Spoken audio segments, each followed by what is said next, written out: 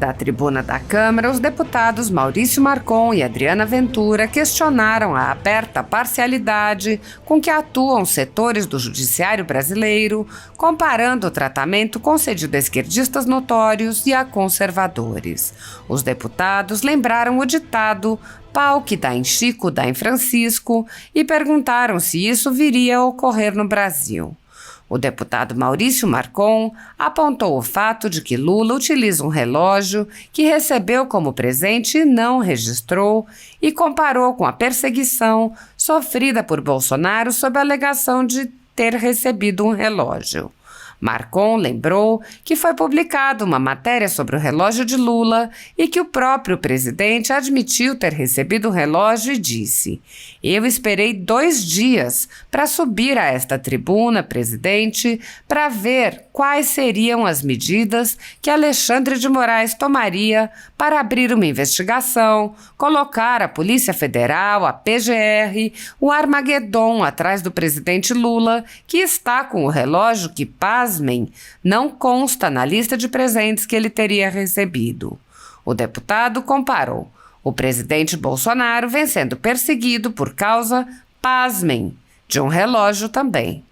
Maurício Marcon disse: "Então, no Brasil, neste momento, pau que dá em Chico não está dando em Francisco." O deputado acrescentou: "Eu estou aguardando ansiosamente o paladino da democracia, Alexandre de Moraes, abrir um processo contra Luiz Inácio Lula da Silva, ou vai fazer que nem está fazendo com o G. Dias. Um olho funciona, o outro não funciona." O deputado afirmou: "A gente que foi presa no dia 8 de janeiro, que nem na Praça dos Três Poderes estava, mas Alexandre de Moraes, nosso paladino da democracia, botou na cadeia. Enquanto isso, G. Dias, amigaço de Lula de longa data, está solto, sem tornozeleira. Abriu mão de 33 avisos para fazer o plano escudo aqui na Praça dos Três Poderes, para não haver o que houve no dia 8 de janeiro, e segue soltinho da Silva. Eles podem cometer qualquer crime. Nós não podemos nem pensar em fazer algo errado. Aqui fica o meu apelo ao Alexandre de Moraes, deixem-me dar uma ajuda a ele. Existem reportagens, matérias, documentos. Investigue os outros também, Alexandre de Moraes. Senão a sua credibilidade, que quase não existe, vai desaparecer." A deputada Adriana Ventura, por seu turno, mencionou o depoimento do hacker da Vaza Jato, a CPMI, e sua repercussão nos meios da extrema esquerda.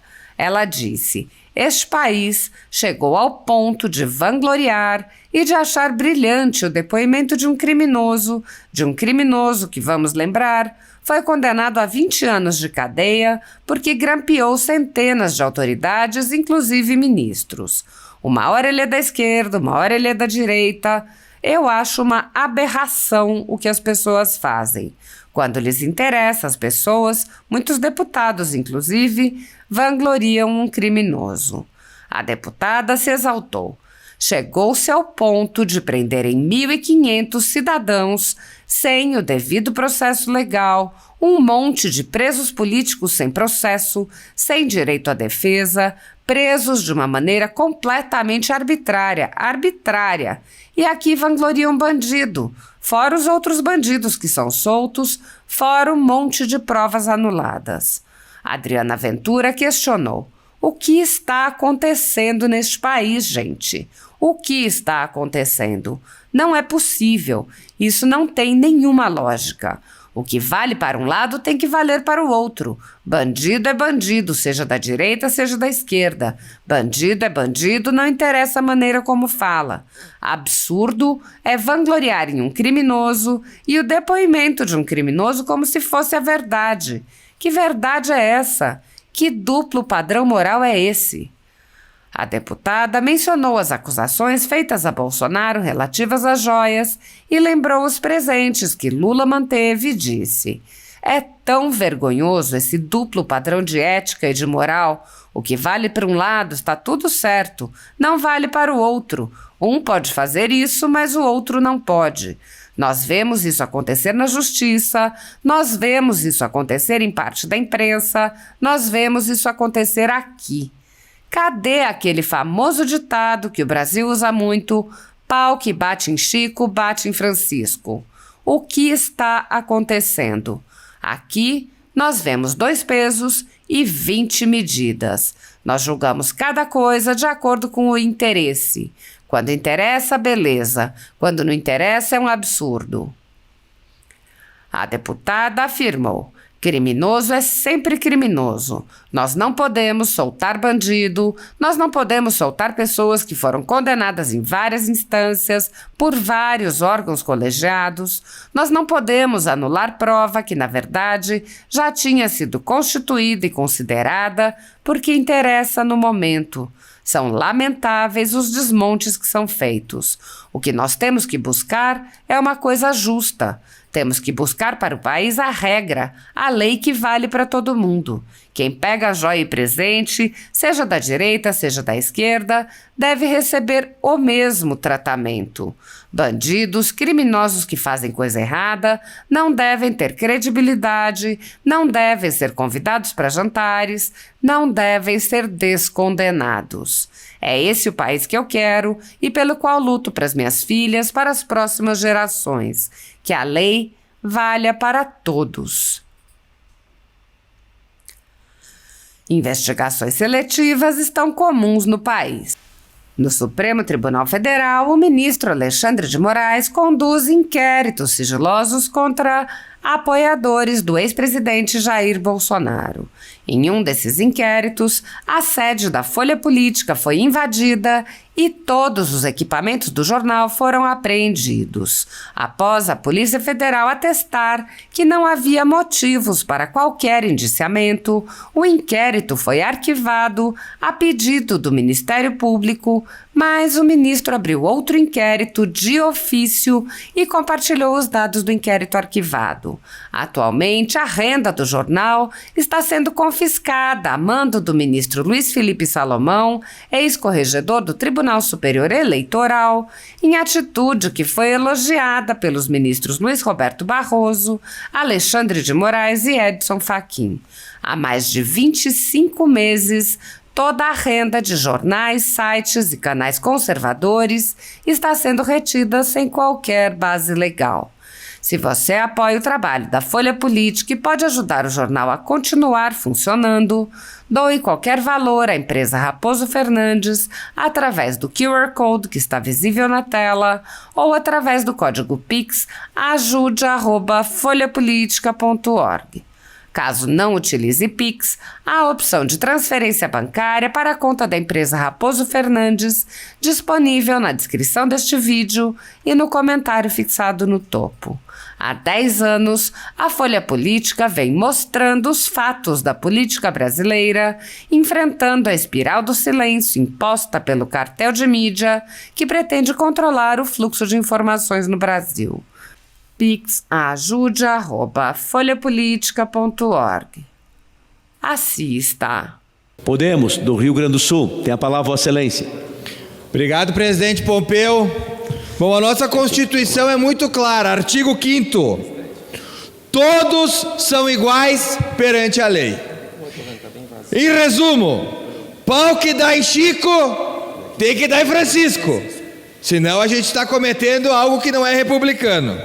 Pois bem, a Folha de São Paulo, presidente, há 2 dias atrás, a Folha de São Paulo trouxe uma reportagem que diz, da sua matéria: relógio de 80 mil usado por Lula não consta em lista de presentes oficiais. Pois bem, o próprio Lula, ele tem uma live semanal, provavelmente as pessoas não sabem porque ninguém assiste.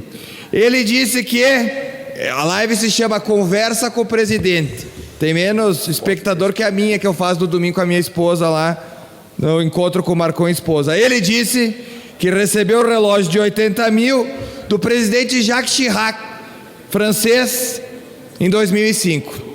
Eu esperei 2 dias para subir essa tribuna, presidente, para ver quais seriam as medidas que Alexandre de Moraes tomaria para abrir uma investigação colocar a Polícia Federal, a PGR, o Armagedon atrás do presidente Lula, que está com um relógio que, pasmem, não consta na lista de presentes que ele teria recebido.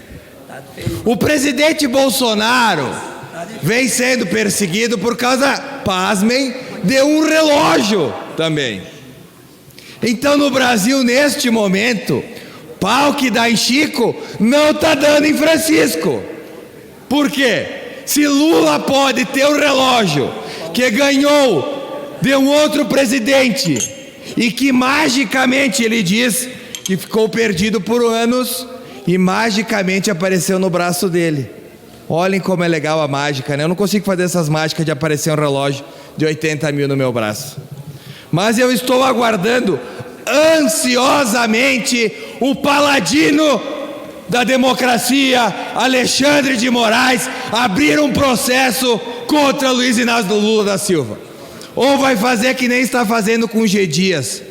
Um olho funciona, o outro não funciona. Tem gente que foi presa, presidente, no 8 de janeiro, que nem na Praça dos Três Poderes estava. Mas Alexandre de Moraes, nosso paladino da democracia, botou na cadeia. Enquanto G. Dias, amigaço de Lula, de longa data, está aí solto, sem tornozeleira, né? Abriu mão de 33 avisos para fazer o plano escudo aqui na Praça dos Três Poderes, para não haver o 8 de janeiro, e segue soltinho da Silva, né? Eles podem cometer qualquer crime. Nós não podemos nem pensar em fazer algo errado. Fica aqui o meu apelo, Alexandre de Moraes. Deixa eu dar uma ajuda para ele. Existem reportagens, matérias, documentos. Investiga os outros também, Alexandre de Moraes. Senão a sua credibilidade, que quase não existe, vai desaparecer. Obrigado, presidente. Obrigada, presidente. Eu estava aqui pensando, lendo algumas reportagens, né, lendo a questão que causou tanta polêmica, que é o hacker, né? O hacker, o Delgatti, que prestou depoimento, estava sendo vangloriado pelo excelente depoimento, como ele foi brilhante. Aí eu paro e penso, como está tudo de cabeça para baixo mesmo, não é? Porque subo aqui, inclusive, não estou defendendo ninguém e não estou acusando ninguém, mas este país chega ao ponto de vangloriar e achar brilhante o depoimento de um criminoso que, vamos lembrar, foi condenado a 20 anos de cadeia, grampeou mais centenas de autoridades, incluindo ministros. Uma hora ele é da esquerda, uma hora ele é da direita. E o que eu acho uma aberração é que, quando interessa, as pessoas, e muitos deputados aqui inclusive, vangloriando um criminoso.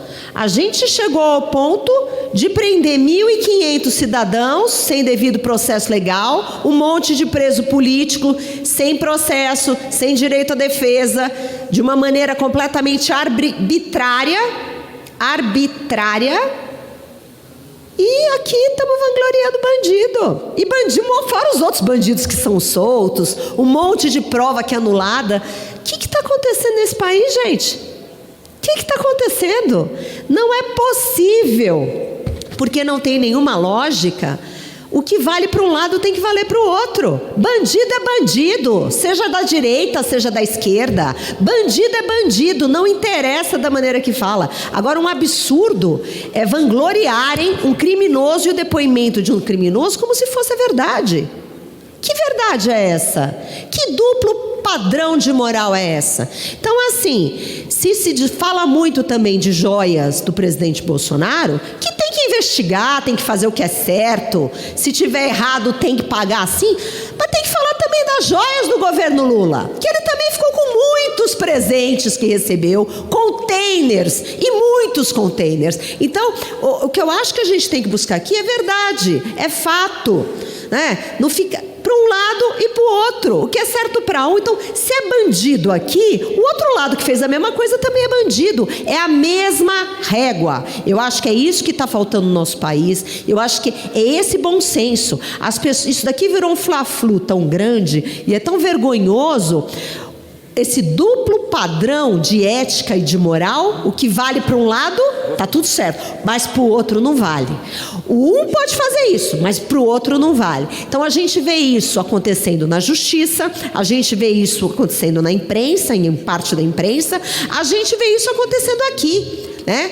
Aquele ditado famoso que o pau que bate em Chico bate em Francisco, é aquele ditado que o Brasil usa muito. Cadê esse ditado? O que está acontecendo? Porque aqui a gente tem 2 pesos e 20 medidas. Cada coisa a gente julga de acordo com o interesse. Quando interessa, beleza. Quando não interessa, é um absurdo. Mas criminoso é sempre criminoso. A gente não pode soltar bandido.